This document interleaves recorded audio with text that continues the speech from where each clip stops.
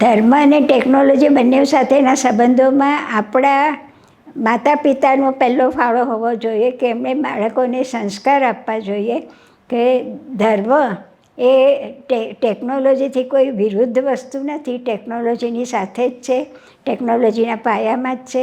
એટલે જો માતા પિતાના સંસ્કારો હોય તો આજના યુવાનો, મેં ઘણા જોયા છે યુવાનો કે જેમને ધર્મમાં પૂરી શ્રદ્ધા હોય છે, અડગ શ્રદ્ધા હોય છે અને છતાં ટેકનોલોજીમાં પણ બહુ જ આગળ હોય છે.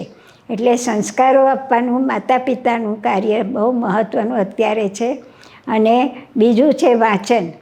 જો વાંચન એ લોકો કરતા હશે તો એમને ખ્યાલ આવશે, કારણ કે હું પણ કહી શકું કે મારા જીવનના ઘડતરમાં કે ઈશ્વર પ્રત્યેની શ્રદ્ધામાં વાંચન જ મહત્ત્વનું રહ્યું છે.